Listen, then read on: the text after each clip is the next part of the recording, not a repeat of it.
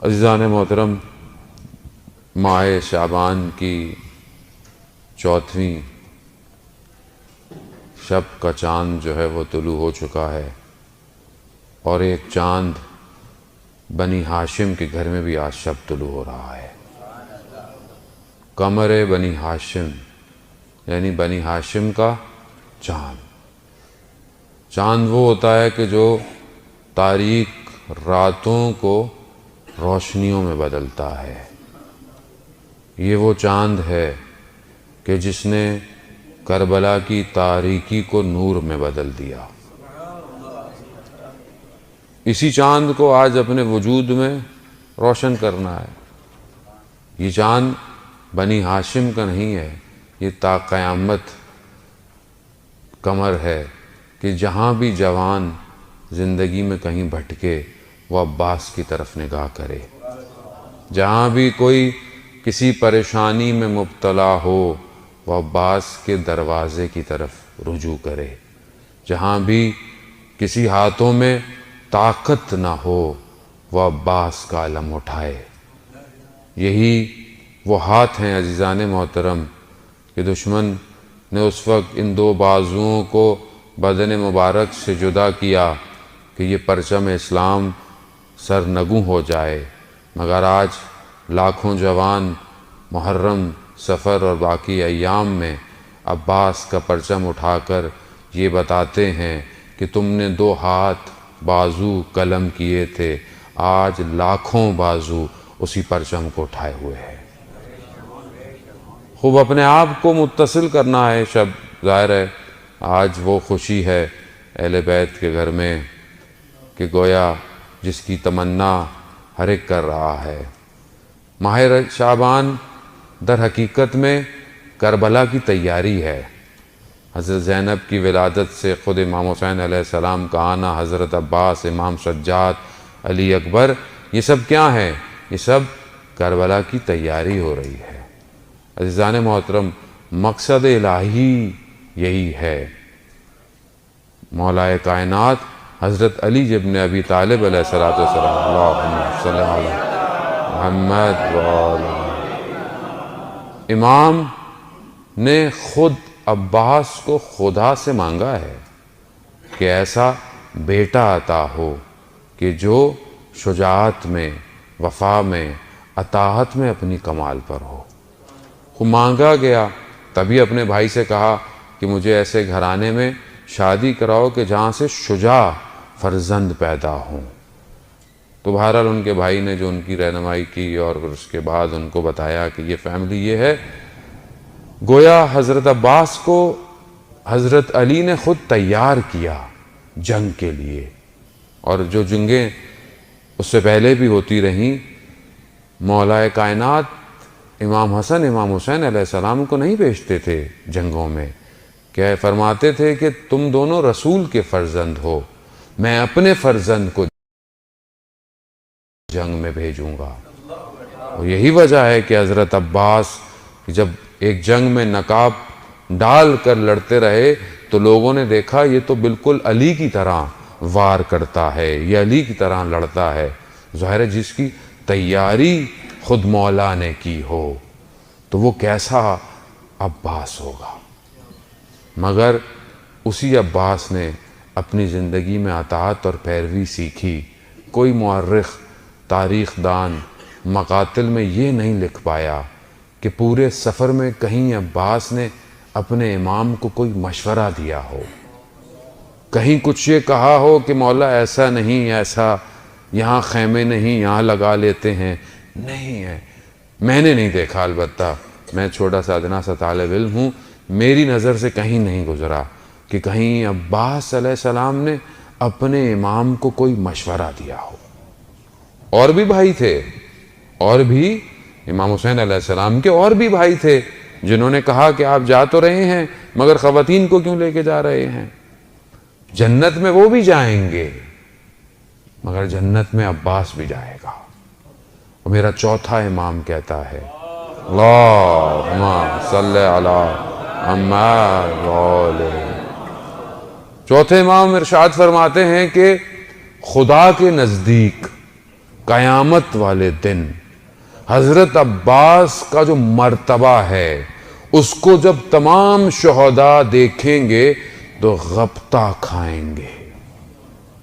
یہ انسان کامل کہہ رہا ہے عزیزان محترم، یہ کسی تاریخ کا، مورخ کا، کسی خطیب کا جملہ نہیں ہے. چوتھا امام انسان کامل ہے، معصوم ہے. وہ جب اپنے چچا کی تعریف کر رہا ہے تو آپ سمجھ لیں کہ وہ کیا کہنا چاہ رہے ہیں. اور جگہوں پر بھی میرے چوتھے امام نے جب اپنے چچا کہا کہ میرے چچا نے اپنی جان کو قربان کیا میرے بابا کے اوپر، اپنے وقت کے امام، اور وفا کر کر دکھائی، وفا کو جلا بخشی. یہ جو الفاظ ہیں ان کو اپنے کمال پر پہنچایا. آج آپ کے ذہنوں میں جب بھی وفا آتی ہے سوائے عباس کے کوئی نام آتا ہی نہیں. یا تو آپ کے ذہن میں آئے تو آپ بات کریں، نہیں آتا کوئی بھی نام کوئی اور. صدر اسلام کا دور ہے، رسول خدا خاتم الانبیاء حضرت محمد مصطفیٰ اللہم صلی علی محمد وآل محمد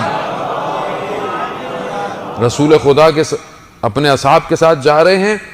ایک دشت میں نکلے تو رسول خدا نے پوچھا کہ ابا ذر کہاں ہے، ابو ذر کہاں ہے؟ کہا نہیں پتا، پیچھے کہا انتظار کرو.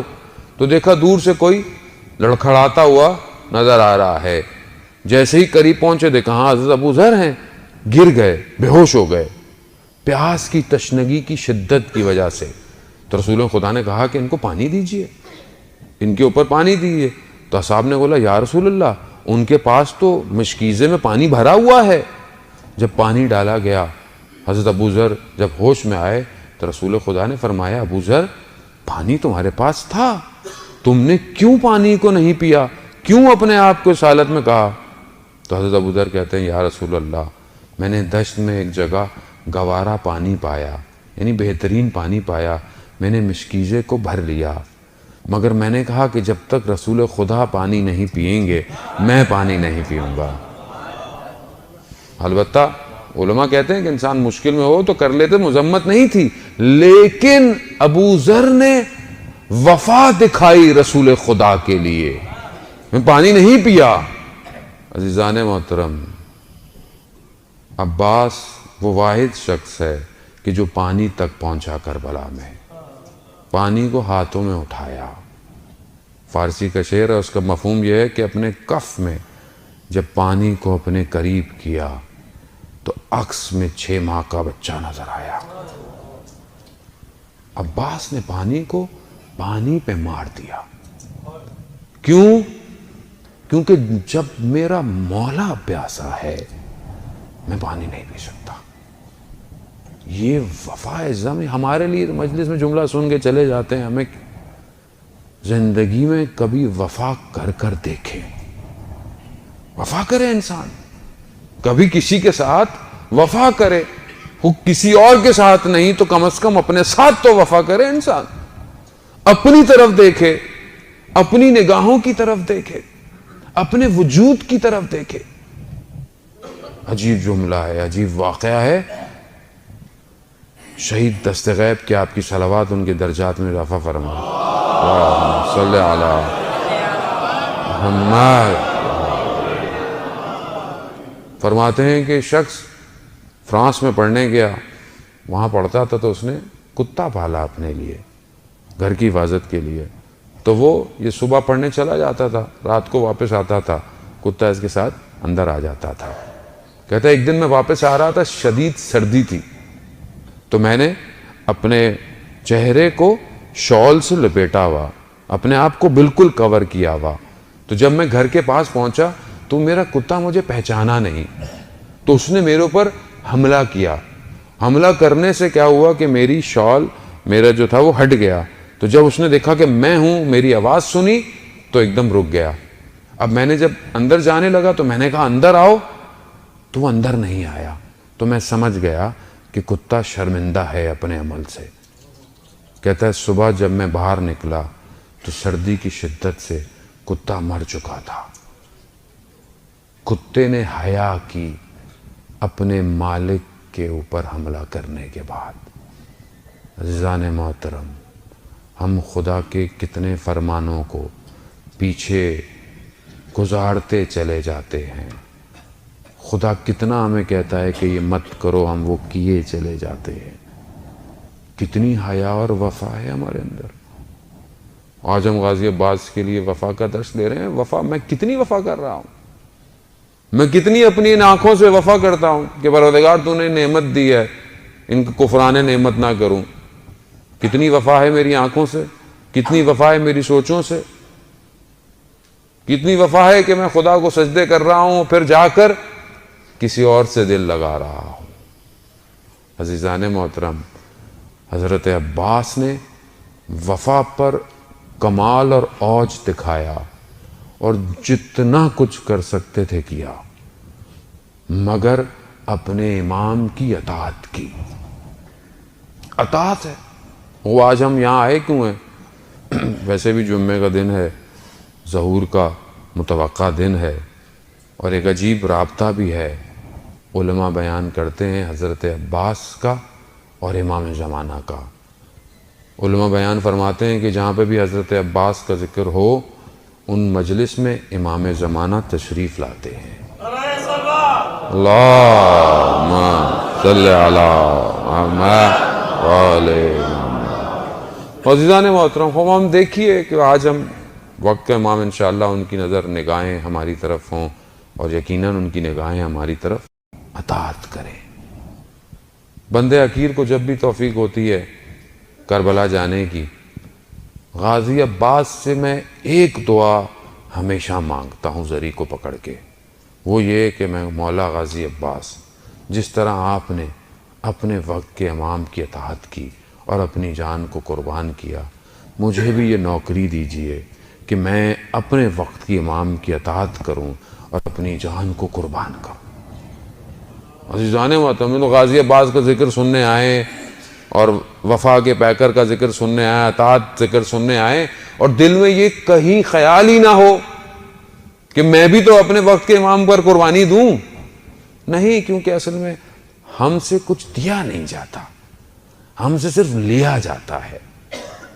ہم لوگ کیا ہیں؟ ہم علم کیوں اٹھاتے ہیں؟ منت پوری ہو جائے۔ علم پہ جاتے کیوں ہیں؟ منت پوری ہو جائے۔ کسی دن علم سے آواز آ گئی کہ اپنی جان دو، اس دن کتنے علم اٹھائیں گے ہم؟ عزیزان محترم، میں حقیقت آپ سے بیان کر رہا ہوں۔ منع نہیں ہے اہل بیت سے مانگنا، وہ تو ہے ہی مانگنے کے لیے، وہ تو کہتے ہیں مانگو ہمارے در سے آؤ، ان کے در نے تو عطا کرنا ہے۔ خدا مغفرت کرے ہماری والدہ کو، ان کی جاننے والے تھیں، اہل سنت برادران میں سے تھے، محلے میں رہتے تھے، 8-9 سال ہو گئے تھے، ان کے یہاں اولاد نہیں ہوتی تھی، تو وہ کافی والدہ کے پاس آتی تھیں کہ اولاد نہیں ہے۔ یہ میں آپ کو اپنی زندگی کا واقعہ بیان کر رہا ہوں، آپ کی زندگی میں بھی 100 واقعات ایسے ہوں گے۔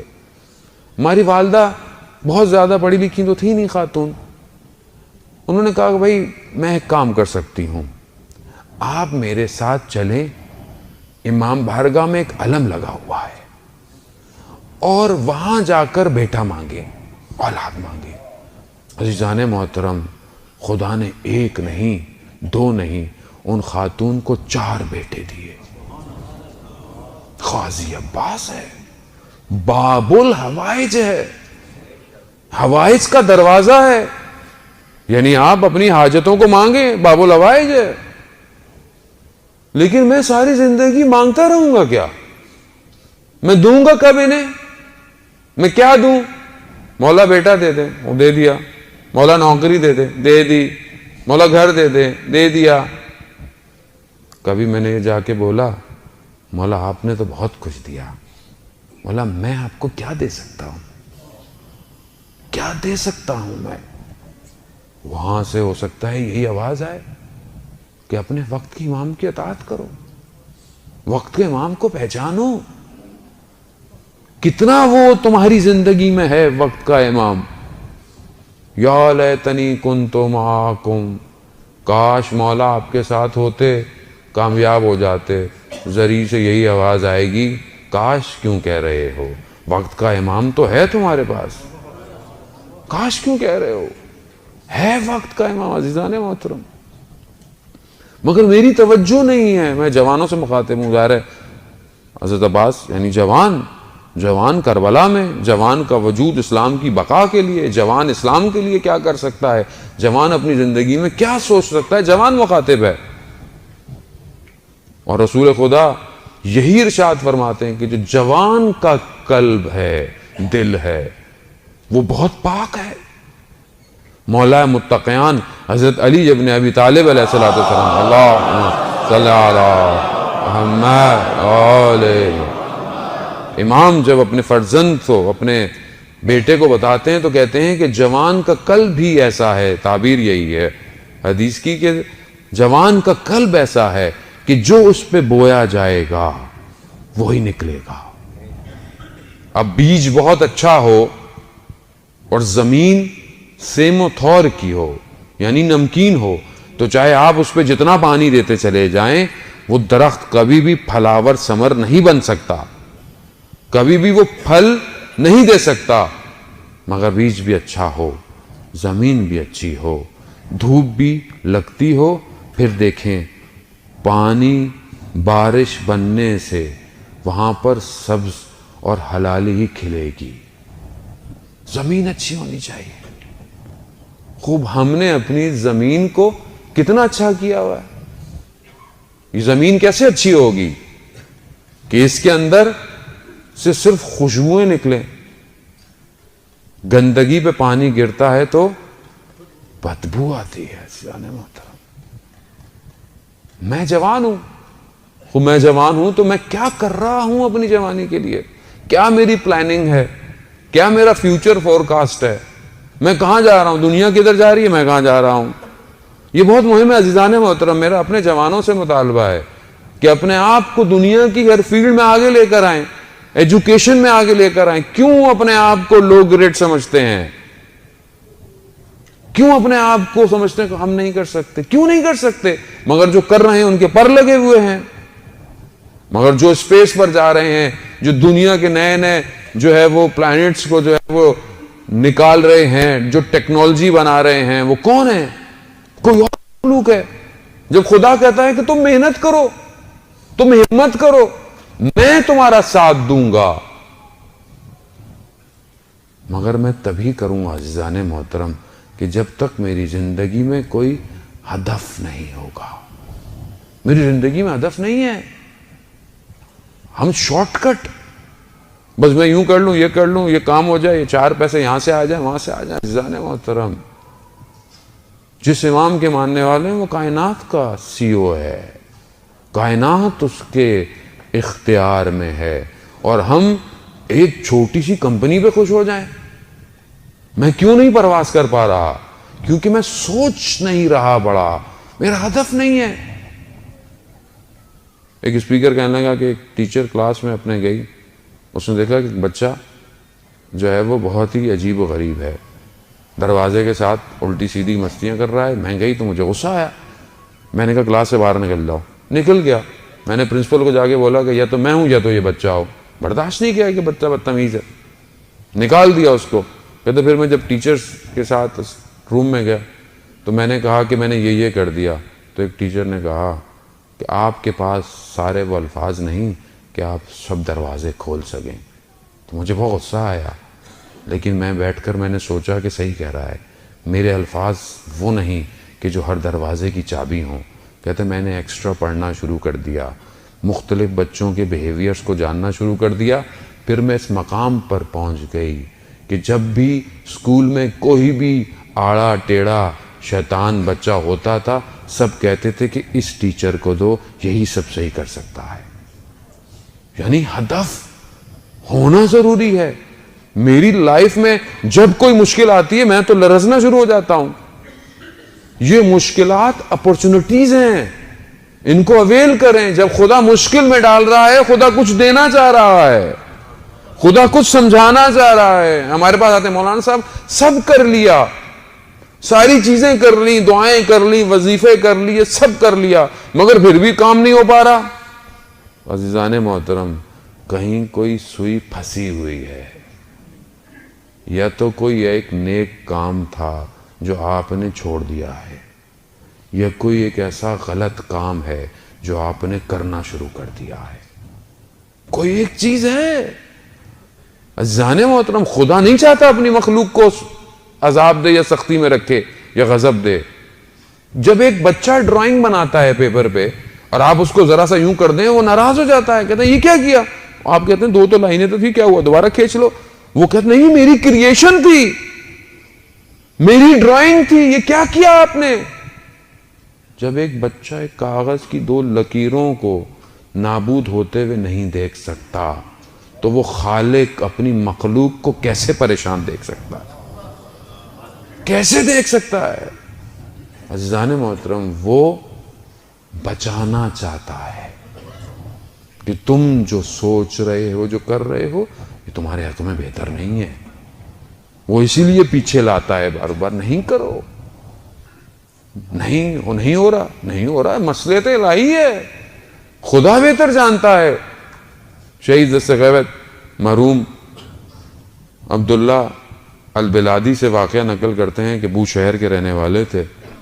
کہتے ہیں کہ کافی پرانی بات ہے, لوگ حجوں میں پیدل اور کشتیوں میں سفر کیا کرتے تھے. اصفہان سے علماء کچھ لوگوں کے ساتھ آئے, ان کو وہاں سے کشتیوں پہ نہیں بیٹھنے دیا گیا کہ وہ حج کی طرف جاتے. بہت ان کو برا لگا کہ ہم 1 مہینے کی مسافت طے کر کے آئے ہیں, جس طرح 1 مہینہ لگا ہمیں یہاں تک, اب ہم واپس نہیں جائیں گے. خیر ان کو اختیار میں ایک مسجد دے دی. اب وہ مسجد میں نماز اور اس کے بعد مجلس, اور مجلس میں گریا, شدید گریا, توسل امام حسین علیہ السلام سے کہ ہم تو اللہ کے گھر کی زیارت کے لیے آئے تھے. کہتے ہیں 4-5 دن مسلسل یہ ان کا روٹین چلتی رہی. تو ایک دن وہ شخص جو جنہوں نے ویزے دینے تھے وہ خود چلتے ہوئے آ گئے کہ آپ کو اجازت مل گئی, آپ جائیں. چلے گئے. وہ عالم دین کہتے ہیں کہ میں نے کچھ مہینوں کے بعد ایک شخص کو دیکھا جو انہی کے گروہ میں تھا, اس کی عجیب سی حالت تھی. تو میں نے کہا کہ تم تو انہی علماء کے ساتھ نہیں تھے جو اصفہان سے آئے ہوئے تھے عالم دین اور ان کے ساتھ؟ کہتا ہاں. تو کہتے باقی لوگ کہاں گئے؟ کہتے جب ہم یہاں سے نکلے تو ہم پر چور پڑ گئے, ہماری ہر چیز غارت کر لی, پھر رستے میں ایک وبا کا شکار ہو گئے اور سب مر گئے, صرف میں باقی بچ گیا. تو وہ کہتے ہیں کہ خدا نہیں چاہتا تھا ان کو بھیجنا, مگر انہوں نے اصرار اتنا کیا اور نابود ہو گئے. زندگی ایسی ہے. مولانا صاحب میں تو بہت اچھا چاہتا ہوں, میں تو زیارت پہ جانا چاہتا ہوں, میں تو اگلے کی مدد کرنا چاہتا ہوں, اس لیے اتنے کما رہا ہوں, اتنا کام کر رہا ہوں. نہیں عزیزان محترم, یہ خدا جانتا ہے کہ کتنا آپ کو دینا ہے. میں دیوار کے ادھر نہیں دیکھ سکتا, مجھے نہیں پتا کہ کل کیا ہونے والا ہے, مگر خدا جانتا ہے کہ کل کیا ہونے والا ہے. اپنی محنت کریں, اس کا یہ مطلب نہیں میں گھر بیٹھ جاؤں. محنت کریں. محنت دنیا اور آخرت دونوں میں ریباؤنڈ ہوگی. دنیا میں بھی صلہ ملے گا اور آخرت میں بھی اس کا اجر ملے گا جو آپ نے محنت کی ہوگی. جو پروردگار وضو کر کے گھر سے نکلنے والے کے قدم جب تک مسجد نہیں آتا اس کے ہر قدم پر اسے اجر دیتا ہے, تو وہ کیوں نہیں آپ کو رزق حلال کے لیے نکلنے کے لیے آپ کو اس کا اجر دے گا. لیکن آپ کا ویژن بہت امپورٹنٹ ہے, خاص طور پہ جوانوں کا. ہمارا مقصد کیا ہے زندگی کا, ہم کہاں پہنچنا چاہتے ہیں؟ عزیزان محترم, اب کہانیاں نہیں رہی ہیں, اب یہ حقیقتیں ہیں. سوچتے تھے گاڑیاں ہوا میں اڑیں گی, گاڑیاں ہوا میں اڑنا شروع ہو گئی ہیں. سوچتے تھے کہ گاڑیوں میں بغیر ڈرائیور کے جو ہے وہ گاڑیاں ڈرائیو کریں گی, گاڑیاں بغیر ڈرائیور کے چل رہی ہیں. آنے والے وقتوں میں اب آپ کو لائسنس لینے کی ضرورت ہوگی نہیں. آنے والی اولاد جو نسل بن رہی ہے اسے کوئی ڈرائیونگ کا ٹیسٹ نہیں دینا پڑے گا, گاڑی خود چلے گی, اور چل رہی ہے گاڑی خود. اب کمپیوٹر ویلز پہ آ گئے ہیں, اب گوگل گاڑیاں بنائے گا, ایپل گاڑیاں بنائیں گے. اب یہ BMW مرسڈیز اگر یہ کوپ نہ کر پائے تو یہ خسارے میں چلی جائیں گی. اس دور کے لیے میرے پاس کیا پلاننگ ہے؟ آپ کیا سمجھتے ہیں امام زمانہ آئیں گے؟ ہم نے اپنے دلوں کو خوش کیا ہوا ہے. امام زمانہ آئیں گے, پرانا زمانہ آئے گا. پرانا زمانہ بھی اگر آئے گا تو گھوڑا چلانا آتا ہے آپ کو؟ تلوار چلانا آتی ہے آپ کو؟ نہ تو پرانے زمانے کے لیے تیار ہیں، نہ نئے زمانے کے لیے ہم کچھ کر رہے ہیں، تو ہم کر کیا رہے ہیں؟ صرف واہ واہ۔ عزیزان محترم، بلند کریں اپنی پرواز کو، نسلوں کو اس مقام تک پہنچائیں کہ کل یہ اولاد یہ نہ کہے کہ میرے ماں باپ نے میرا ویژن کلیئر نہیں کیا تھا۔ قرآن معجزہ ہے آخرت تک کا۔ کتنا ہے قرآن؟ میں نے کل بھی عرض کیا کہ الہام دو ہی طرح کے ہیں، یا شیطان ہے یا فرشتوں کا الہام ہے۔ وہ دو باتیں رہ گئی تھی تو وہ مجھے نہیں لگتا کہ آج بھی پوری ہو پائیں گی، کل انشاءاللہ کوپ کروں گا۔ میں اپنے آپ کو، اس وجود کو پاک تو کروں تو پھر میں پرواز کروں گا۔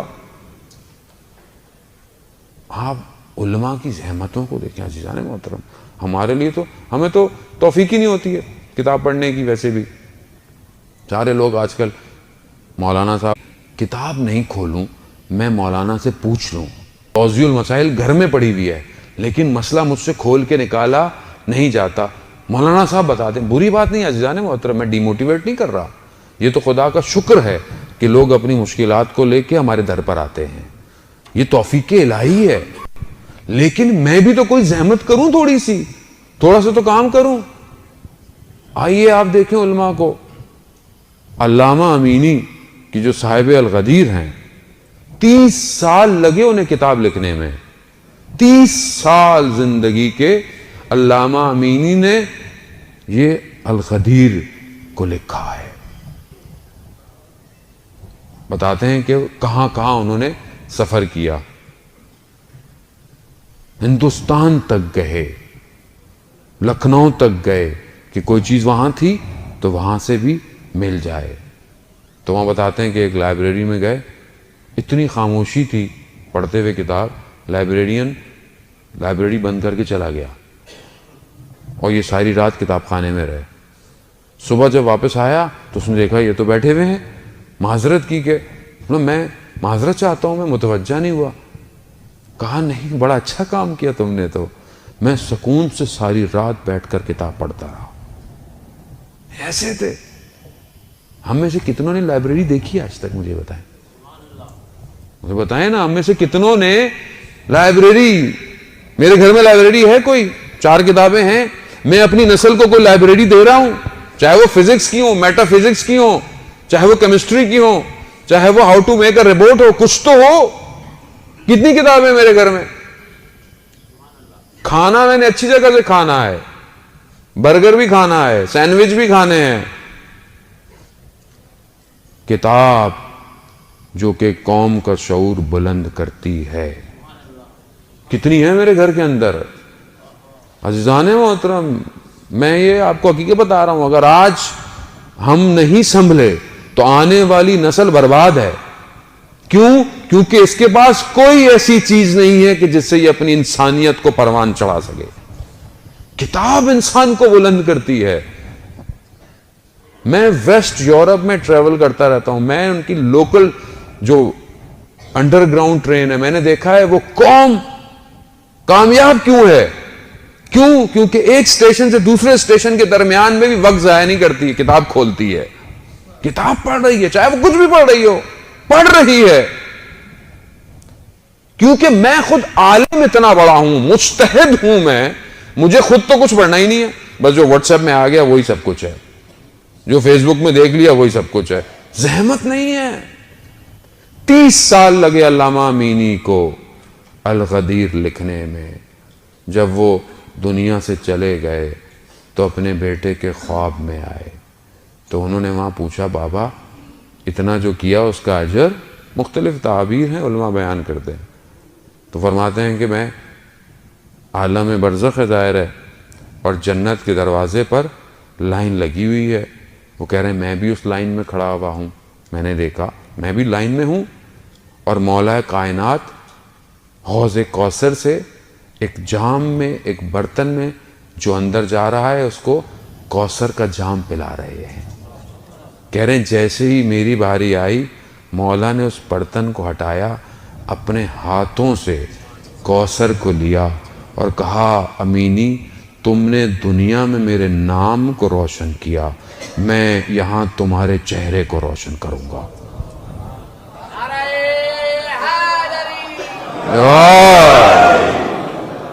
عزیزان محترم، خوب یہ ہے قلم اٹھا کمال پہ پہنچ گیا۔ میرا کتنا قلم اٹھ رہا ہے، میں کتنا کوئی ویب بلاگ لکھ رہا ہوں، میرا کتنا اپلوڈ ہے اس دنیا کے لیے۔ آپ سب کے پاس مختلف تجربات ہوں گے، آپ سب کے پاس کچھ نہ کچھ ایکسپیرینس ہوگا۔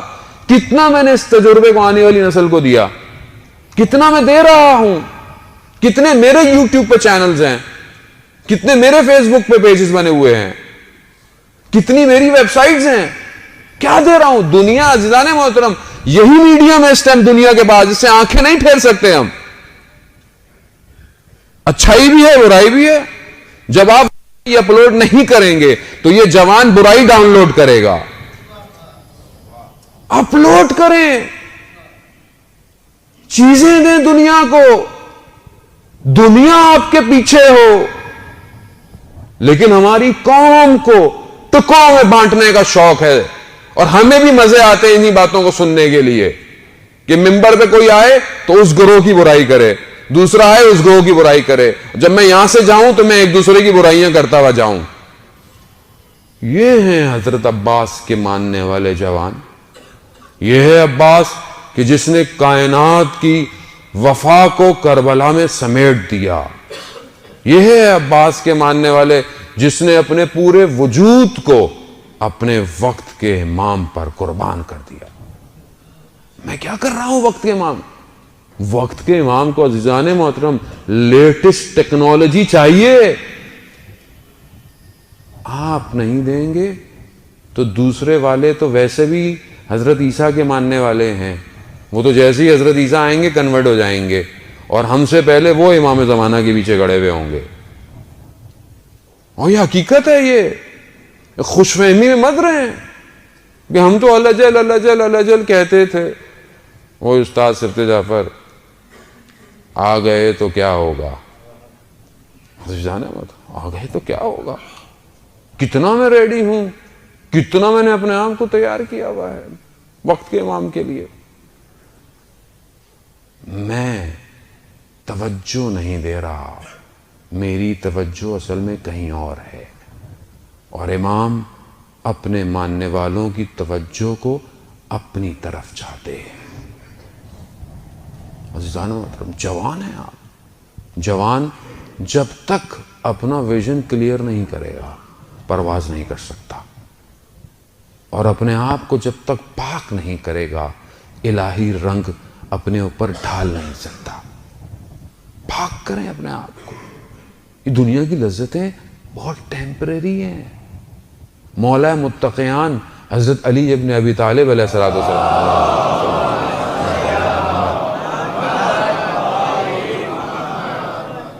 مولا ارشاد فرماتے ہیں جو گناہ کی لذت تھوڑی دیر کی ہے مگر اس کا پچھتاوا کئی دیر تک رہتا ہے۔ ایسے ہی ہے۔ اب کھولوں نہج البلاغہ، کچھ تھوڑا بہت پڑھ لوں عزیزان۔ میرے لیے مولا نے کال گئے تھے، شیلف میں رکھنے کے لیے امام نے نہج البلاغہ کے بیانات نہیں بیان کی، اپنی زندگی میں لے کر آؤں ان کو اور دیکھوں میں۔ شہید دستگیر استاد فاطمی نیا حفظ اللہ کے بیان فرماتے ہیں کہ قم کے اندر کہتے ہیں کہ ایک عالم ربانی تھا، اس کی زوجہ اتنی شدید علیل تھیں، اتنی مریض تھیں کہ پانی بھی اپنے لبوں تک نہیں پہنچا پاتی تھی، شدید۔ کہا ڈاکٹروں نے جواب دے دیا دوائی کے لیے بھی کوئی بندہ ہر وقت ہو، تو میں نے اپنی زوجہ کے بھائی کو بولا کہ تمہارے پاس گاڑی بھی آ جاؤ کیونکہ کبھی بھی کچھ ہو سکتا ہے۔ جوان بیٹی تھی، اس کو میں نے بولا کہ اپنی ماں کے ساتھ رہو، دوائی دینی ہے، پانی پلانی، اور میں اوپر والی منزل پر بیٹھا ہوا انتظار میں کہ کب مجھے نیچے سے گریہ کی اور چیخوں کی آوازیں آئیں گی، میں اپنے آپ کو آمادہ کیے ہوا تھا، ریڈی کیے ہوا کہ وحشت نہیں کھانا، کیونکہ بہرحال زندگی کی حقیقت ہے یہ۔ رات کا پہر تھا، اچانک سے کہنے لگے کہ گھر کی روشنیاں جلنا شروع ہوئیں اور چیخ و پکار شروع ہو گیا، اور میں سمجھ گیا کہ زوجہ دنیا سے رخصت ہو گئی۔ لیکن میں نے دیکھا کہ چیخ و پکار کی نوعیت کچھ اور ہے۔ جیسے ہی میں نیچے دوڑا، میں نے جا کر کیا دیکھا کہ وہ خاتون جو زمین دوست تھی، ہل نہیں سکتی تھی، سر پہ چادر پہنے صحن میں ٹہل رہی ہے۔ میں سمجھ نہیں پایا کہ میں خواب دیکھ رہا ہوں یا بیداری کے اندر ہوں۔ ایسے میں میری بیٹی آئی، کہنے لگی بابا یہ کیا دیکھ رہی ہوں میں خواب ہے؟ کہا بیٹا لگتا تو ظاہراً ہم بیدار ہیں، ہم خواب نہیں ہیں۔ تو ایسے میں اس خاتون نے کہا کہ یہ وقت ان باتوں کا نہیں ہے، امام وقت کا جا رہا ہے، اسے رخصت کر دو۔ یا امام زمانہ، یا بقیت اللہ غیثنا، مولا ہماری طرف بھی توجہ کیجئے، ہم بھی مردہ ہیں، ہم ظاہراً زندہ ہیں، ہم دنیا کے اندر نابود ہوئے ہیں، امام زمانہ ہماری طرف نگاہ کیجئے۔ انسان مردوں کو منتقل جو کر رہا ہے وہ بیسیکلی اس دنیا سے دوسری دنیا پہ جا رہے ہیں۔ ہم اپنے وجود کو عزیزان محترم اسی دنیا میں منتقل کریں، اس سے پہلے کہ جب ہم جائیں مردے ہو کر کہیں مردہ ہی نہ مردہ چلا جائے، زندہ جائے، اور زندہ جب جاتا ہے تو وہ مردہ نہیں ہوتا، وہ زندہ رہتا ہے تا قیامت۔ مردہ ہے ہم لوگ۔ اگر امام کی نگاہ نہیں رہی عزیزان محترم، کیوں ہم زیارت آل یاسین میں؟ زیارت آل یاسین زیارت نہیں ہے، مناجات ہے کہ سلام ہو میرا اس وقت کہ امام جب آپ رکوع کی حالت میں ہیں، سلام ہو میرا امام جب آپ سجدے کی حالت میں ہیں۔ کیوں ہم یہ کہتے ہیں کہ شاید امام ہمیں ان اوقات میں ہمیں یاد کر لیں، اور اگر جس کو امام نے یاد کر لیا اسے کیسی مشکل عزیزان محترم۔ ہمیں امام کو یاد کرنا ہے۔ حضرت عباس کا پورا وجود امام کے لیے تھا۔ بی بی زینب سلام اللہ علیہا درود بھیج دیں محمد۔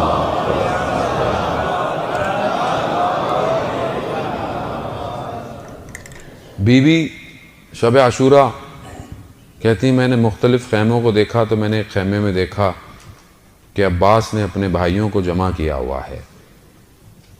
آپ کو پتا ہے کہ حضرت ام البنین کے سارے بھائی بیٹے جو ہیں وہ کربلا میں امام حسین پر شہید ہو گئے۔ عباس نے اپنے باقی تینوں بھائیوں کو جمع کیا ہوا ہے اور کہہ رہے ہیں کہ کل تم لوگوں کا کیا ارادہ ہے؟ کہا جو آپ کا ارادہ ہے وہی ہمارا ارادہ ہے۔ کہا دیکھو دیر نہ کرنا فاطمہ کے لال کے اوپر قربانی دینے سے۔ عزیزان محترم ان کو پیدا اس لیے کیا گیا تھا کہ یہ فاطمہ کی اولاد پہ قربان ہو جائیں۔ یہ درس ہے۔ میں اپنی اولاد کو اور اپنے آپ کو کیا اس طرح آمادہ کر رہا ہوں کہ اس یوسف زہرا پر قربان کروں؟ امام زمانہ یوسف زہرا ہے۔ کتنا میں اپنے آپ کو صبح شام تیار کر رہا ہوں، جہاں حضرت عباس نے اپنے آپ کو تیار کیا۔ اپنے آنکھوں کے سامنے حضرت عباس نے اپنے بھائیوں کو شہید ہوتے دیکھا اور اجازت مانگتے رہے کہ مولا مجھے بھی اجازت دے دیں، مگر بھائی کا بھائی سے جدا ہونا بڑا سخت تھا۔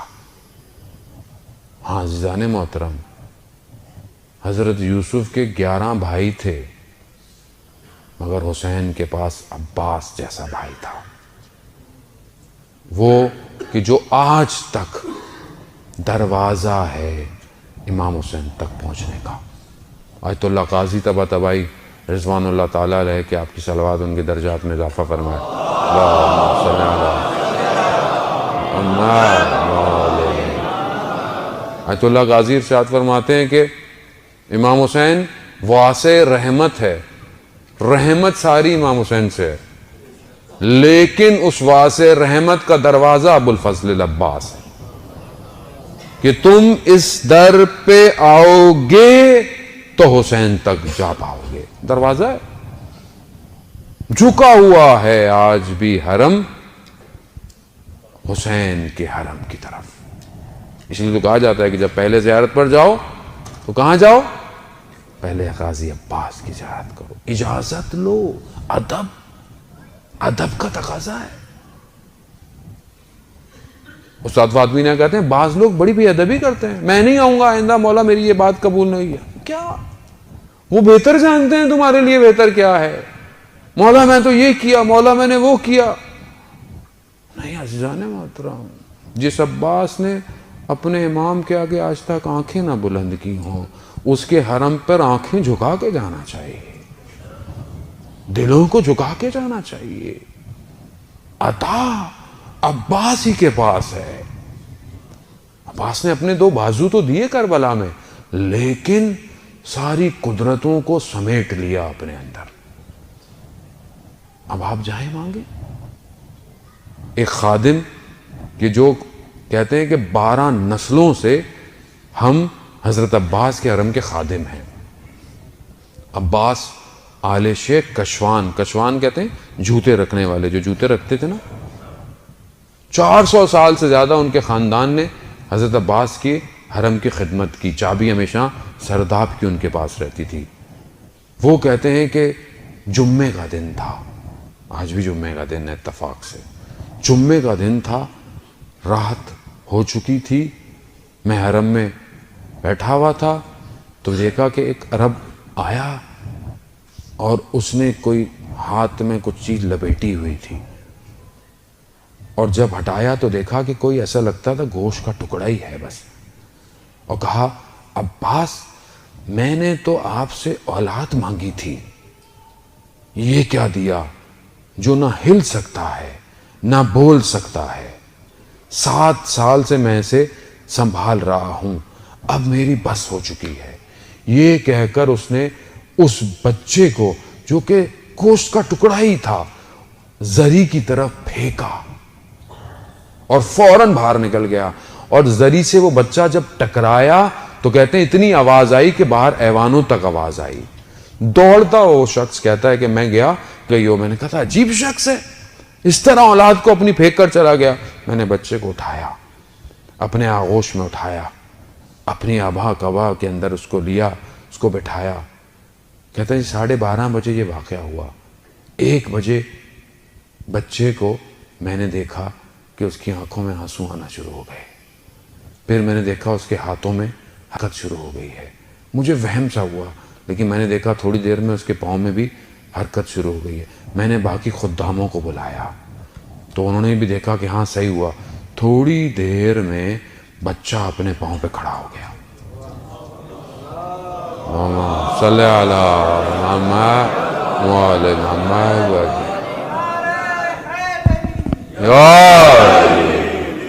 بچہ اپنے پاؤں پر کھڑا ہو گیا. جب میں نے ماجرا دیکھا، یہ سب کچھ دیکھا، تو وہاں پر منادی کر دی حرم کے اندر. بچے کو ممبر پہ بٹھایا کہ لوگ آؤ دیکھو عباس کا معجزہ دیکھو. کہتے لوگ جوک در جوک آنا شروع. 12 دفعہ کہتے ہیں ہم نے اس بچے کے لباس کو تبدیل کیا. کیوں؟ کیونکہ لوگ آتے تھے تو اس کے بدن کے کپڑے کو لے جاتے تھے تبرک کے لیے. عباس کی شفا تھی. کہتے ہیں پھر ہم نے اس کو ایک سواری میں بٹھا کر کربلا کے شہر میں منادی کی، کہا کہ یہ عباس نے اسے شفا دی ہے. کہتے ہیں ہم نے اس بچے سے پوچھا کہ تمہیں جب زری پر تمہارے باپ نے پھینکا تھا تو تمہیں چوٹ نہیں لگی؟ کہتا ہے جیسے ہی میرے باپ نے مجھے زری کی طرف پھینکا تھا تو زری سے 2 ہاتھ نکلے، انہوں نے مجھے آغوش میں لیا اور میرے پاؤں سے میرے ہاتھ اور پھر میرے سر تک پھیر کر چلے گئے۔ عزیزان محترم، یہ عباس کے سر کاش میرے سر پہ بھی آج ہو جائے، یہ ہاتھ کہ جو اسلام کی خاطر قربان کیے، یہ ہاتھ میرے سینوں کے اندر بھی نور کو بخشیں، یہی ہاتھ اٹھیں خدا کی بارگاہ میں میرے لیے دعا کریں۔ عزیزان محترم، حضرت عباس نے اپنے بازوؤں کو اسلام کی خاطر دیا، امام کی خاطر۔ میں آج 24 گھنٹے میں اپنے اس ہاتھ سے اسلام کے لیے کیا کر رہا ہوں، کیا کر رہا ہوں؟ حضرت عباس کے بازوؤں پر میں اتنا گریہ کرتا ہوں، میں نے اپنے ان بازوؤں کو وقت کے امام کے لیے کتنا صرف کیا ہوا ہے، کتنا حلال لے رہا ہوں، کتنا دے رہا ہوں، کتنا کسی کے یتیم کے سر پہ ہاتھ پھیرتا ہوں کہ نہیں پھیرتا، اپنے بچے کے سر پہ ہاتھ پھیر رہا ہوں۔ اپنے بچے کے سر پہ ہی ہاتھ پھیر لوں۔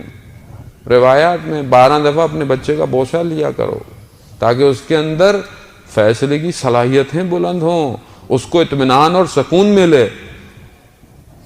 ایک درس بس، پوری مجلس یاد کرنے کی ضرورت نہیں ہے عزیزان موت، ایک درس کہ حضرت عباس نے بازو اسلام کے لیے دیے، میں آج سے یہاں اٹھنے کے بعد اپنے ان ہاتھوں کو کتنا اسلام کے لیے دے رہا ہوں، بس ایک ہی درس، کچھ نہیں، کوئی تقاضا ان کا ہے بھی نہیں، اور ہم دیں بھی کیا، ہم تو ویسے ہی اتنے ضعیف ہیں، یہ تو ان کی نگاہ کرم ہے کہ جنہوں نے ہم جیسے خاک نشینوں کو ہواؤں میں بلند کیا ہوا ہے، ورنہ ہماری کیا اوقات ہے۔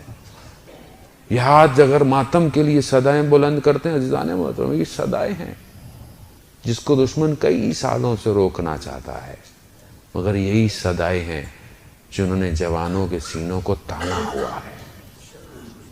تو ہم قدر کریں عزیزان محترم ان ساری چیزوں کی، اور اپنے ویژن کو مضبوط بنائیں۔ جوان اپنے آپ کو گناہوں سے دور رکھے عزیزان محترم، غلطی ہو جائے استغفار کریں، بھاگے نہیں، یہ غلطی ہو گئی وہ غلطی ہو گئی، عزیزان محترم وہ خدا ہے۔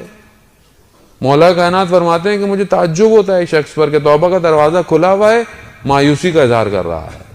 مایوسی کیسی؟ بندگی کریں، خوب بندہ غلطی کرتا ہے، بندے سے کوتاہی ہوتی ہے، کوئی مسئلہ نہیں، واپس آئیں، پلٹیں، سجدہ کریں، دعائیں کریں، استغفار کریں۔ جوان استغفار کرے، جوان اپنے آپ کو بچائے، یہی جوانی ہے عزیزان محترم جو اسلام کو ضرورت ہے۔ بزرگ تو ماشاءاللہ اپنی زندگی گزار گئے، اپنی زندگی میں جو کام کر سکتے تھے انہوں نے کیا۔ اب یہ نہیں کہہ سکتے ہمارے ابو نے یہ نہیں کیا وہ نہیں، عزیزان محترم جتنا وہ بہترین کر سکتے تھے انہوں نے کیا۔ اب یہ ہماری ذمہ داری ہے کہ ہم نے کیا کرنا ہے۔ اب آپ بول رہے ہیں کہ مولانا صاحب بھی اپنے آپ کو جوان کہہ رہے ہیں، اس کا مطلب عزیزان محترم دل جوان ہونا چاہیے، انسان ظاہراً سے کیا فرق پڑتا ہے، اور جب تک دل میں جوانی ہے تب تک سب اچھا لگتا ہے۔ جس دن آپ نے یہ کنسیڈر کر لیا کہ میں بوڑھا ہو گیا ہوں، اسی دن موت متوقع ہو جاتی ہے۔ نہیں، میں آپ جوانوں سے بھی کہوں گا اپنے والدین کو ایکٹیویٹی میں انوالو کریں، ان کو گھروں پہ نہ بیٹھنے دیں۔ نہیں آپ نے ریٹائرڈ ہو گئے ہیں یہ کریں، نہیں عزیزان محترم جو آدمی ساری زندگی چلتا پھرتا ہو، سوچتا ہو، کام کرتا ہو، آپ کا اسے ایک کمرے میں بٹھا دینا اس کو ویسے ہی مار دیتا ہے۔ یہ سوشل پرابلم ہے ہمارا، کسی نہ کسی کام میں ایکٹیویٹ کریں۔ کل یہی باپ تھا جس نے آپ کو انگلی پڑھ کر چلنا سکھایا تھا، آج آپ اس کو بتائیں نہیں، آج آپ اس کی بات مانیں۔ یہ بالکل ویسے ہی ہے جیسے آپ کا اپنا بچہ ہے۔ ذہن نوجوانی بچپن میں اور بڑھاپے میں ایک جیسا ہو جاتا ہے۔ تب آپ اپنے بعض اوقات والدین بات مان رہے ہوتے ہیں، بزرگ ہیں، نہیں اپنی بات پہ ڈٹے رہتے ہیں، وہ بچہ بھی ویسے ہی ڈٹا ہوا رہتا ہے، آپ کچھ بھی کر لیں۔ باپ ہے آپ کا، خدمت کریں عزیزان محترم۔ باپ کی دعا روایات میں ہے، باپ کی دعا اپنی اولاد کے لیے آسمان کو چیرتی ہوئی جاتی ہے۔ باپ کی خدمت کریں، دعا کریں آپ کے لیے۔ جوان اپنی زندگیوں میں بندگی کی کوشش کرے، ہمارے استاد ایک بہت بڑے عالم کا واقعہ بیان کرتے ہیں. غالباً وہ اصفہان میں بہت بڑے فلاسفر گزرے ہیں. اس زمانے میں جو دور تھا، اصفہان دارالخلافہ تھا، جو حکومت تھی، جو حاکم تھا، اس کے گھر میں کوئی مشکل ہو گئی، حرم میں مشکل ہو گئی، ازواج میں، بیٹیوں میں. تو ایک بیٹی جو کہ ظاہر ہے شہزادی تھی، وہ حرم سے نکل گئی. رات کو جب نگہبانوں کو پتہ چلا کہ ایک میں پہنچی تو سب بند تھا، ایک دروازہ کھلا ہوا تھا. جب میں دروازے سے اندر گئی تو دیکھا کہ مدرسہ ہے. وہ مدرسے میں ایک حجرہ یعنی ایک کمرے میں ایک جگہ پر ایک قندیل جل رہی تھی. تو دیکھا کہ ایک جوان بیٹھا ہوا مطالعہ کر رہا ہے. جب اس نے میری طرف نگاہ کی تو اس نے کہا کہ آپ غلط آ گئی ہیں، یہ صرف طالب علموں کی جگہ ہے. کیونکہ وہ شہزادی تھی، اس نے کبھی نہ نہیں سنی ہوئی تھی. اس نے کہا کہ خوب ہم تو شہزادی ہیں، ہم تو جو کہیں گے وہ کرنا ہے. وہ چپ ہو گیا. اس نے بولا بھارا سمجھ لو رات گزارنی ہے. تو بادشاہ نے اپنی بیٹی سے پوچھا کہ تم نے رات کو کھایا کیا؟ کہا اس کے پاس پیاز اور روٹی تھی صرف، میں نے وہی کھائی. کہا اس نے کیا کھایا؟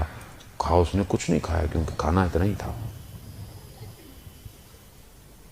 کہا اس جوان نے تمہاری طرف دیکھا نہیں؟ کہا نہیں. کہا اس نے کچھ بھی نہیں کیا؟ کہا نہیں. کہا اس جوان کو لے کر آؤ. بادشاہ نے جب اس کو بلایا تو اس سے پوچھا کہ تم نے میری بیٹی کو دیکھا تھا؟ کہاں ایک نگاہ پڑی تھی، وہ بھی غیر عمدن جب وہ آئی. کہا کیسی تھی؟ کہا میں نے اس سے خوبصورت لڑکی نہیں دیکھی دنیا میں. تو کہا پھر یہ کیسے ممکن ہوا کہ تم اوج جوانی پر سب کچھ ہوتے ہوئے تم نے لڑکی کو دوبارہ دیکھا تک نہیں؟ تو اس لڑکے کے ہاتھ اپنے اندر تھے. اس نے اپنے ہاتھوں کو باہر نکالا. اس کی ساری انگلیاں جلی ہوئی تھی. اس نے کہا کہ جب بھی میرے ذہن میں یہ وسوسہ آتا تھا تو میں خدا کی طرف متوجہ ہوتا تھا، کہتا تھا پروردگار تو ہی ہے جو میری عفت کو بچا سکتا ہے. میں اپنی انگلی کو اس جلتی ہوئی قندیل پر رکھ دیتا تھا کہ دنیا کی آگ سے زیادہ خطرناک قیامت کی آگ ہے. کہتا ہے ایک ایک کر کے میں نے اپنی ساری انگلیاں جلا دی اور پھر صبح ہو گئی. اللہ اکبر. بادشاہ نے کہا کہ کیا میری بیٹی سے شادی کرو؟ کہا میں تو ایک طالب علم، میرا تو کچھ پتہ ہی نہیں ہے. کہا جو تمہارے پاس ہے وہ ایک خاص عطا ہے جو کسی کے پاس نہیں. تو کہتے ہیں کہ وہ میر داماد تھا یا ان کے والد تھے جو ملا صدرہ کے بھی استاد تھے. عزیزان محترم، کتنا میں اپنی عفت کو بچا رہا ہوں. یہ آپ نے پہلی دفعہ سنا ہو، ہم نے اپنے استاد سے جملہ پہلی دفعہ سنا. ہم عفت پاک دامنی صرف عورتوں کو سمجھتے ہیں کہ اپنی عفت کو بچائے. اپنی نہیں. عزیزان محترم، جوان پاک اپنی عفت کو بچائے. ایک ایک نگاہ سے، ایک فلم، ایک تصویروں سے اپنی پاک دامنی کو تار تار مت کرے. یہی تو ہوگا کہ پھر آپ بولے ہاں جس طرح حضرت عباس نے وفا کی اپنے مولا سے، میں بھی وفا کر سکتا ہوں اپنے مولا سے. پاک دامنی کریں عزیزان، پاک ہوں. مشکل نہیں ہے کوئی کام، سخت ہے، ان سختیوں کو برداشت کرنا پڑے گا. ایسے تھوڑی وقت کے امام کی فوج میں نوکری مل جائے گی. اب آپ ملکوں کی فوجوں میں داخلہ لیں، کیسا ہوتا ہے؟ ذرا سی پاؤں غلط پڑ رہا ہو، انگلی ٹیڑھی ہو، ریجیکٹ. اور یہ امام کی جو فوج ہے یہ صرف ظاہری بدن کو نہیں دیکھے گی، یہ سوچوں کو بھی دیکھے گی، تنہائی کو بھی دیکھے گی، سجدوں کو بھی دیکھے گی کہ جو اس میں پورا اترے گا آ جائیے. صرف باتوں سے ہم وقت کے امام تک نہیں پہنچ سکتے. عزیزان محترم، وقت امام کا مقصد گفتگو کا مولا عباس کی ولادت والے دن یہی تھا کہ وقت کا امام اپنے وجود کو ایک نگاہ کو ہماری مجلس پر ڈالے، بس ایک نگاہ، سلام ہو میرا کہ جو حالت قنوت میں ہے، شاید قنوت میں میرے لیے دعا کر لے۔ ایک عالم دین نجف میں جب اپنا درس دیا کرتے تھے تو اپنے درس سے پہلے وقت کے امام کی گفتگو کرتے تھے، درس کے بعد بھی وقت کے امام مشہور ہو گئے تھے کہ وقت امام کا ذکر بہت کرتے ہیں۔ تو وہ جو عالم دین جنہوں نے واقعہ بیان کیا، کہتا ہے میں ان کا شاگرد تھا، میں ایک دن درس سے پہلے پہنچ گیا، میں جیسے ان کی خدمت میں پہنچا تو دیکھا کہ بہت ناراض بیٹھے ہوئے ہیں، چہرے سے کوئی کرب نظر آ رہا ہے، تکلیف میں ہے۔ تو میں نے بولا کہ کیا ہو گیا؟ کہا امتحان ہوا اور میں فیل ہو گیا۔ کہا کیسا امتحان؟ کہتا ہے میں رات کو خواب سو رہا تھا، میں نے خواب میں دیکھا کہ شور مچ رہا ہے، تو میں نے بولا کیسا شور ہے؟ کہا جی امام کا ظہور ہو چکا ہے، اور امام ہمارے شہر میں آج موجود ہیں۔ تو جب میں نے یہ سنا تو میں اٹھا، میں نے اچھے سے کپڑے پہنے، اور میں جب باہر نکلا تو دیکھا کہ لوگ چہل ادھر ادھر، کوئی ٹکرا رہا ہے، کوئی جا رہا ہے، تو میرے لباس سے بھی لوگ ٹکرائے، اور میں نے کہا کہ یہ عجیب ہے، لوگ یہ مجھے پہچان نہیں رہے، میں اتنا بڑا استاد ہوں۔ اللہ اکبر، کہتے کسی نے میری طرف اعتنا ہی نہیں کی، کسی نے توجہ ہی نہیں کی، کوئی چڑھ رہا ہے، کوئی گزر رہا ہے، ایک عجیب شور ہے۔ کہتا ہے میں نے بڑی مشکل سے اپنے آپ کو امام تک پہنچایا۔ جیسے ہی میں امام کے قریب گیا، میں نے امام کے کان میں کہا مولا آپ کو آنے کی کیا ضرورت تھی، ہم تھے نا۔ اللہ اکبر، اللہ اکبر۔ عزیزان محترم، جو آج تیار نہیں ہے، یہ ممبر چھوڑنا آسان نہیں ہے عزیزان محترم۔ جب امام آئیں گے، میں مولا سے کہوں مولا میں مجلس پڑھنے جا رہا ہوں، امام نے کیا کہنا ہے؟ امام بولے مجلس تو ہم پڑھیں گے، تم تھوڑی پڑھو گے۔ کیا میں اپنے آپ کو تیار کر رہا ہوں؟ میں اپنی بات کر رہا ہوں، آپ اپنے حساب سے، میرا کام یہی ہے۔ میں تیار ہوں کہ جب امام آئیں گے بولوں گا مولا سب چھوڑ دیا آپ کے لیے، کہاں نوکری کرنی ہے، کہاں جانا ہے، آگے رہنا ہے پیچھے رہنا ہے، گھوڑوں کو پکڑنا ہے، کسی کو کھانا کھلانا ہے، کسی کو کیا کرنا ہے، میں آمادہ ہوں؟ نہیں، کیونکہ میں تو اس چکر میں ہوں کہ مجھے بھی اگر امام بھی آئے تو مجھے کوئی ہائیلی کوالیفائڈ جگہ ملے۔ اللہ اکبر۔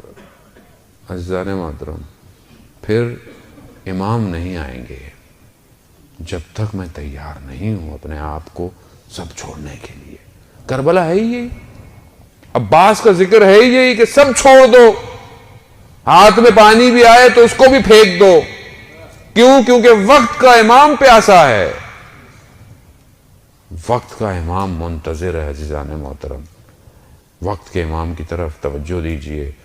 میں نے نہیں کی، کاروان آئے گا اور چلا جائے گا، میں رہ جاؤں گا۔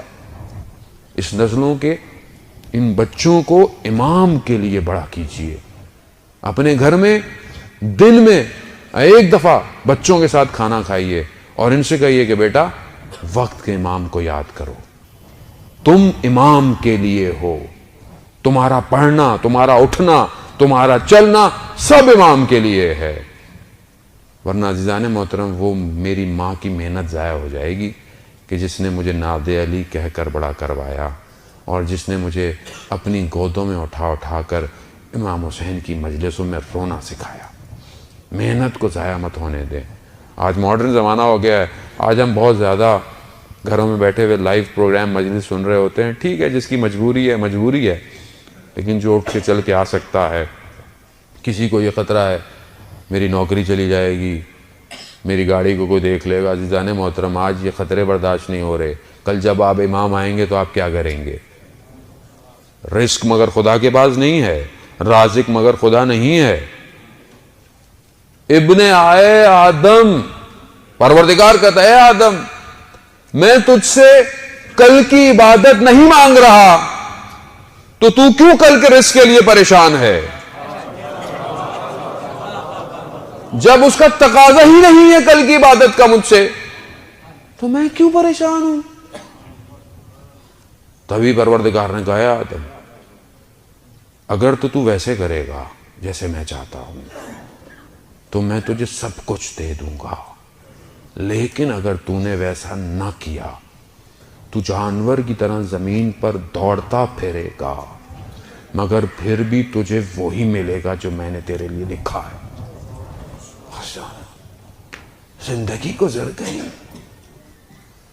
رب کو راضی کریں، رب راضی تو سب راضی، اور رب راضی نہیں تو دنیا راضی ہو جائے۔ ایک شمع بھی قبر میں روشن نہیں کر سکتی دنیا، یہ عمل ہے جو قبر کو نور دے گا۔ بس میں اس سے زیادہ آپ کو مزاحم نہیں ہونا چاہتا، آج مجھے تھوڑا سا انہوں نے پہلے بٹھا دیا کہ بھائی شعروں کو پڑھنے دیا کرو، تم اپنی تقریریں سناتے رہو گے، ڈپریشن میں پبلک گھر نہیں جانا چاہتی، تھوڑے شعر ویر بھی سننا چاہتی ہے، سلوات بھیج دیں محمد وال۔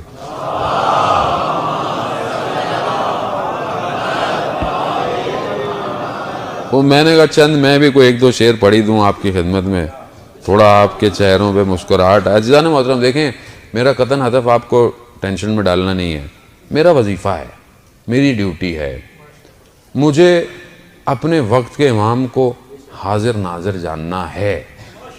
میں مولا نے اگر مجھ سے یقین کریں سوال کر لیا، ہم نے تمہیں وہاں بھیجا تھا، ہم نے بھیجا تھا، تمہاری زبان میں طاقت نہیں تھی، تمہارے ذہن میں حافظہ نہیں تھا، ہم تھے جو تمہیں لفظ دے رہے، اور وہاں جا کر تم نے لوگوں کی خواہشات کو مد نظر رکھا، کیا جواب دوں گا میں؟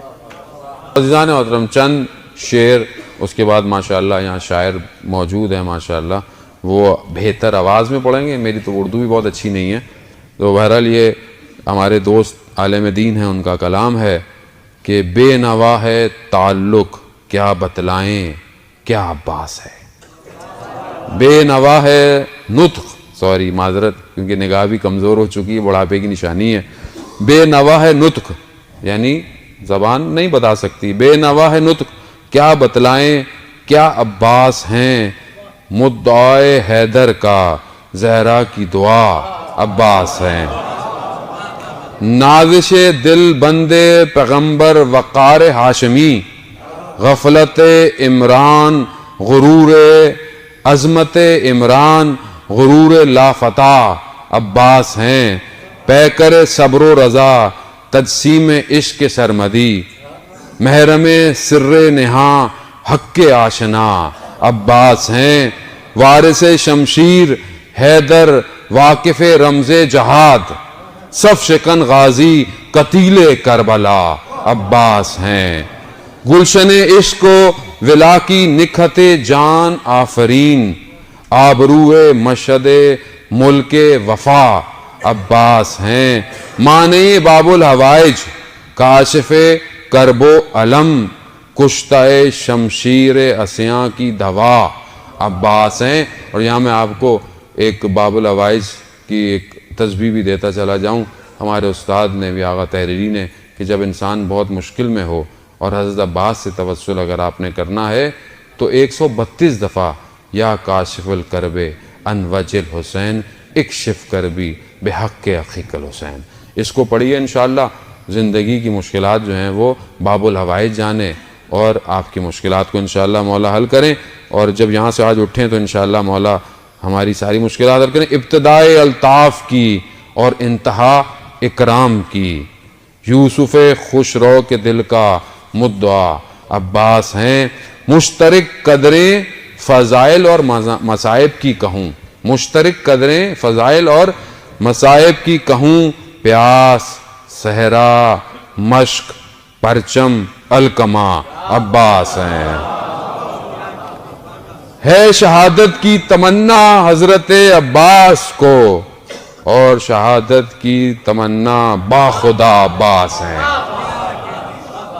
اسرار اہل حرم کا ہیں حسین ابن علی، اور حسین ابن علی کا آسرا عباس ہیں، کربلا خون شہیدان وفا کی ہے امین، اور امین رفت کرب و بلا. عباس ہیں جس طرح حیدر رہے ہیں بدر سے صفین تک، کربلا کے دشت میں یوں رونما عباس ہے.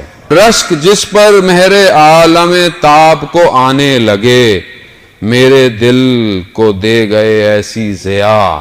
عباس ہیں راز یہ گرداب غم نے کر دیا مجھ پہ عیاں، صورت مولا علی مشکل کشا. عباس ہیں تا خدا بن کر نا خدا بن کر مجھے ساحل پر پہنچا کر گیا. نا خدا بن کر مجھے ساحل پر پہنچا کر گیا. میں نے طوفان سے فقط اتنا کہا عباس ہیں. راہ سے بھٹک نہیں سکتے اہل دغا، اے خوشا قسمت ہمارے رہنما. عباس ہیں. اور آخری شعر، شاعر بھی صاحب جعفری ہیں. صاحب آشفتہ سر مجنون حق آگاہ کو، مشکل ہے تھوڑا، میرے لیے بھی سمجھنا مشکل ہوتا ہے، لیکن بہرحال مشکل شاعری پڑھنی چاہیے. صاحب آشفتہ سر مجنون حق آگاہ کو، خوف محشر کا کیا پیے روز جزا. عباس ہیں. اور ایسی دعا کے ساتھ کہ مولا غازی عباس ہمیں دنیا اور آخرت دونوں میں بچائیں، اور جتنی بھی دعائیں ہم لوگ لے کر آئے ہیں پروردگار ان کو قبول کریں. میں زیادہ آپ کا وقت دعائیں پڑھ کر بھی نہیں لوں گا. آپ اپنی دلوں میں دعاؤں کو رکھیں، اور ایک ہی دعا کہ جلد سے جلد وقت کے امام کا ظہور ہو، اور ہمیں بھی حضرت عباس کی طرح اپنے وقت کے امام کی اطاعت کی اور حفاظت کی توفیق مل جائے. درود بھیج دیں محمد و آل محمد.